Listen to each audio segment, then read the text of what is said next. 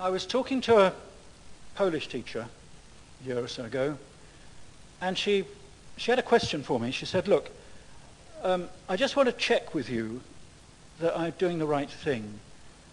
A student of mine wrote something in a homework, and I corrected it, but I want to be sure I was right to correct it. So I said, sure, what did the student write? She said, well, they were writing about what they do at the weekend, and this student wrote, at the weekends, I hang out and chill. Now that was wrong, wasn't it? I said, no, well, sorry, dear. Actually, it's perfectly normal young people's speech. Kids are always developing their own slang, partly to confuse adults. And kids have always got a really cool way of saying, do nothing. They don't say, the weekend I did nothing. No, hang out and chill. Sounds much better. Well, the thing is, her students probably spent a whole lot of their spare time on the internet, reading English on the internet, maybe in chat shows with other people in English, and they picked up the latest teenage slang. The teacher didn't spend her spare time, evenings and weekends, on the internet. She spent all her spare time correcting homeworks. So she never learnt these things. So a very good source of information about what's happening currently in language is our students.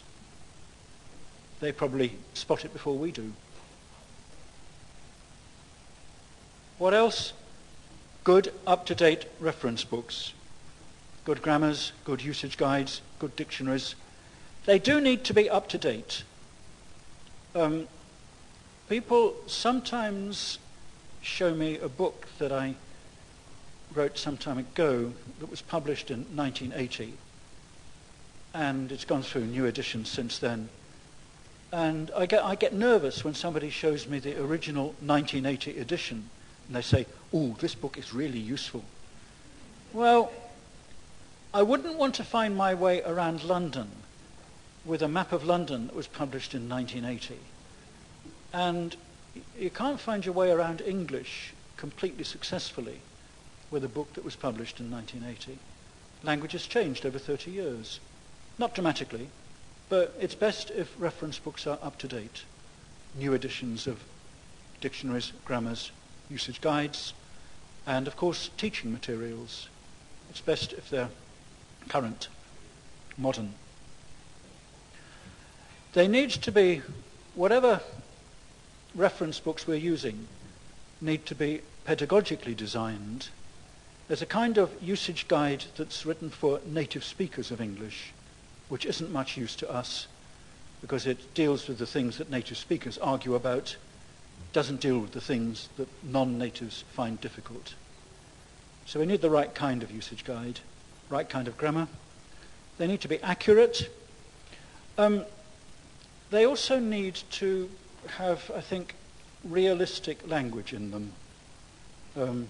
Good, realistic examples showing how people actually do use the language. I feel this quite strongly because I started my teaching a long time ago, and when I was first teaching, we had a grammar practice book that none of you would remember called Living English Structure. And you remember it? Must be older than you look. Well, Living English Structure was a great book. I learnt all my grammar from it when I was first teaching. But I wondered about the title a bit. Structure, yes. Living, I wondered. English, I sometimes wondered. There were some very, very strange bits of English in it. The example that sticks in my mind, that will never go away, is the sentence, "Birds fly high." Now, it's quite grammatical, isn't it? There are birds that fly high. It's an odd thing to say. If you come up to me after the talk and say, "Thanks, Mike, enjoyed your talk, birds fly high," I will wonder about you. And that's not the whole story, because in that exercise, the students had to change the sentences into the past. So they came up with the sentence, birds flew high. When would you say birds flew high? When? After the great cosmic catastrophe. The supervolcano has erupted. We're all in cellars. Birds have got oxygen masks on their tiny beaks. And you say, I remember when I was a lad, birds flew high. It's not a very realistic sentence.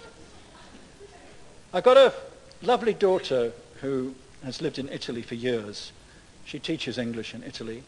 And from time to time she sends me examples of bits of English that she's found in present or past Italian textbooks for teaching English. And I must share one or two of these with you because they're so lovely. One that she sent me goes like this: the oxen are stepping on my feet. Well, to be fair, we all know exactly when we would need to say this. If more than one ox is stepping on both your feet at the same time, and you need to communicate this to an English-speaking person, there's your sentence. But oxen aren't as common as they used to be.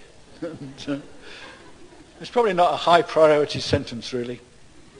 On the same page that she photocopied to me, there was the sentence, those people have lost their teeth.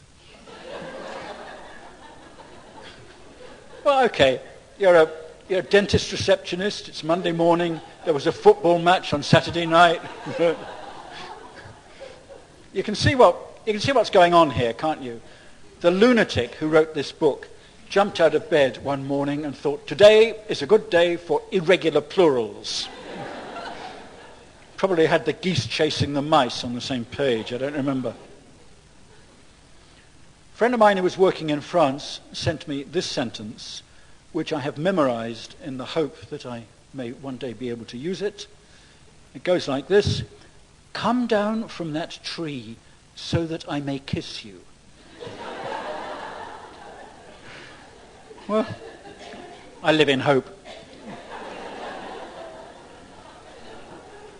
The one I liked best came in a course that was published by a British publisher whom I will not name about 4 textbook generations ago. And in this book there were those things that we call substitution tables, you know, a lot of boxes across the page. And in the first box there's maybe this, that, these, those. Second box is, are. Third box possessives, my, your. Fourth box parts of the body. And people can take words from the boxes and put them together into sentences. And I remember that particular substitution table well because you could make such fascinating sentences from it. Like, this is my arm. In case you were wondering, all right. This is my arm. Another one that came out of that was, is this my head? Well, okay. And another Monday morning sentence, maybe.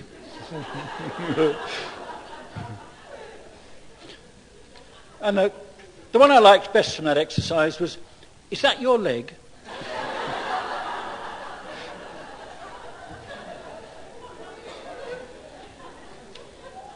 We can probably all think of 3 possible contexts for that, but let's not go down that road.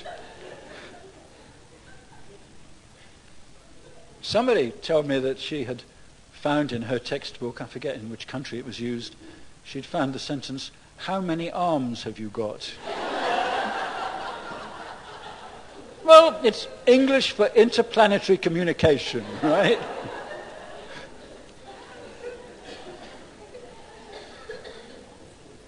A Polish lady said in her book, there was the sentence, my husband is a man.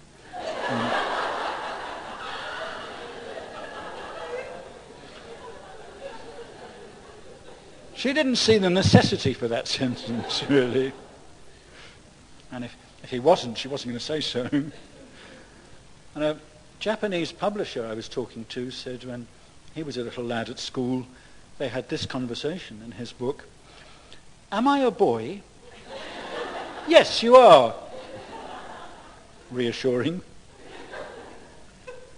Made me wonder whether the authors of English language textbooks have problems with sexual identity. Don't think I do. One last one before I get serious again. This also came from my lovely daughter in Italy. And you've got to concentrate on this because it's gap fill. You've got to put in the right word, okay? So listen carefully. Has your